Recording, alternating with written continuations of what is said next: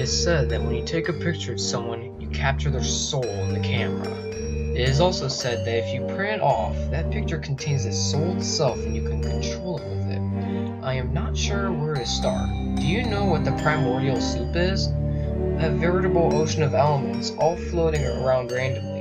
And through millions of years of time, eventually the right set of random circumstances came to pass and the elements were able to connect together and form the world's first single-cell organism. Now that's a really boiled down version of it, but I'm sure you get the gist of it. Fast forward a few billion years to the early 1990s, when internet use began to rapidly accelerate. Every home had a computer, and new connections between computers were opening by the second basis. Trillions of bytes of data began to transfer around the world at the speed of light, music, text, sound, and most importantly, pictures. Now, if you take a picture of someone and capture a soul, what happens when that picture is converted to data placed on a hard drive? Does a soul follow? 15 years later, we believed so. We believed that when you take a picture of someone and upload it on your computer, alongside the image data, a blueprint of the person's soul itself is imprinted on the file itself. Look at your pictures folder.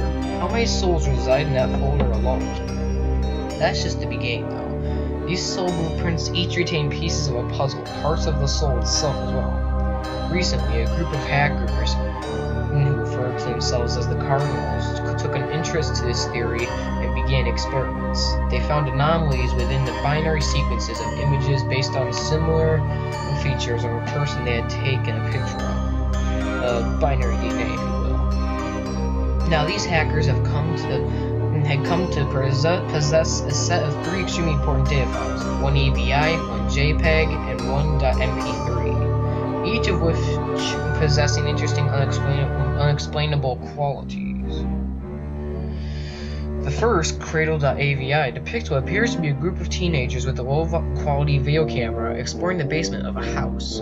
The quality of the video is distorted completely beyond any comprehensibility, and the video is very low quality. For most of the video, the camera is passed around the group, handed back and forth, and jerked around too much to make anything noticeable. But near the end of the camera turns at an odd angle. You can semi-clearly make out a young girl standing in the corner facing the wall. Her hair is long and black, and she is wearing some form of white dress. You can only see her for a split second, but many people who have seen the video claim there just seems to be something wrong with her. A bit deformed, but not in a way anyone can explain. But the truly peculiar property of this video is what happens to the user's computer at the end of it. On the last second of the video, if not already so, the video will force full screen itself. Along this, you are left with a 1-second looping clip of a window in the wall. It loops 15 times and then the girl is seen again, standing on the other side of the window with her back to the viewer, slowly wavering back and forth. After a few moments, the video ends and the user's computer permanently shuts down. Inspection has shown that the entire registry becomes completely corrupt, requiring the user to do a total wipe and reinstall. The second file is known as needles.mp3. This sound file, when played, plays for about 3 minutes. It is extremely distorted. One can occasionally make out some form of voice talking, but most of the sound is some form of growling, rolling, crackled roar. Users who listen to this file often experience extreme nausea and loss of balance for a brief period of time. The final file is known as burningman.jpg. The file name has nothing to do with what the actual picture depicts. Instead, it just plays a haphazard mess of overlaid and meshed images of dolls in a hallway. There also seems to be an image of a man standing with his head cast down in the background, but the image is too distorted to make anything out, much like the other files. The image, when downloaded and opened on a user's desktop, will proceed to stay permanently open on whatever program it is open to.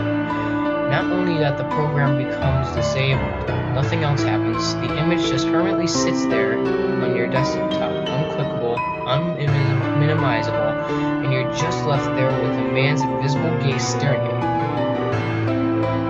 From what the group of hackers were able to discern, this file seems to have pre-compiled into the data something along the lines of Sundown. Yet, as complex and intricate as the program is, it works across all OS platforms. No one knows who the original creator is. In fact, few people have heard of it, as the file is uncopyable nor sendable. This, in fact, further adds to the mystery, as often receivers of this file will obtain it from random anonymous emails posted on forums on a download link, posing the question, how is that poster able to upload it? If you ever see any of these files, refrain from downloading any of them. They all have varying detrimental effects on your computers, from practically taking out your whole registry, corrupting System 32, freezing your mouse, or crashing your computer.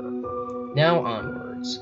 This group of hackers, the Cardinals, took to analyzing these 3 files and comparing their odd behaviors. They have heard of such odd files, images, data, and etc., but were never able to get their hands on them. At least as far as we know, though rumor states they in fact were able to locate and collect all the known files, like the original Smile.jpg, Barbie.jpg, even SuicideMouse.avi. Not even the grifter was able to escape their grasp. Rumor states, but rumor also states that the grifter video even exists, but that's another story. Nonetheless, all these files in hand, the group lined the files up and began to meticulously work through the binary 0 to 1 at a time, checking for similar strains in a series of binary that matched.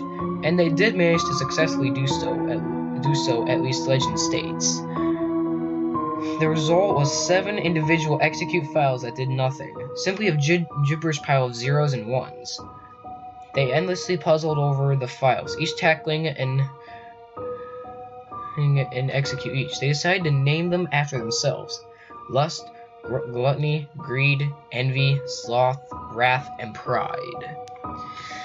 At last, they attempted to line the files up. Remarkably, something odd happened. The copies of the files quite suddenly meshed together.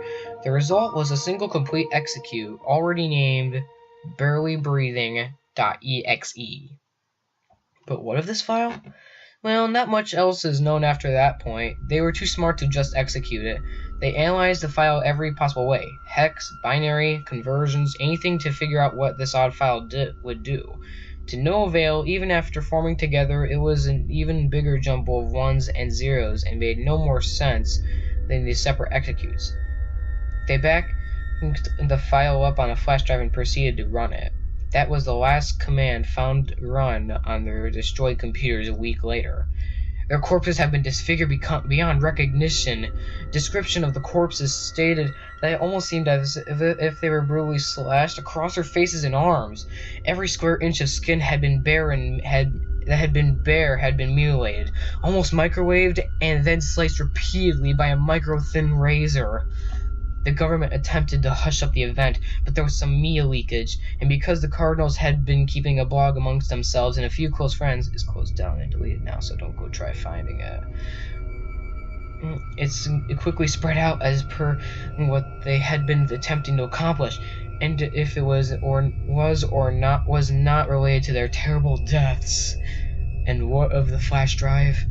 A friend who knew of its existence later checked the home of the group and was unable to find it. According to the reports, the drive was found in the pocket of one of the group members and had been taken into custody by the police and then simply vanished. The trail continues on. Far more though. The file resurfaces every few weeks around the globe. Governments attempt to cover it up, but some media leaks out, of course. Look to the news for people mutilated in their own homes by a murderer, their computers stolen, etc. If you ever get a cryptic email with an attachment labeled barelybreathing.exe, for God's sake, do not open it.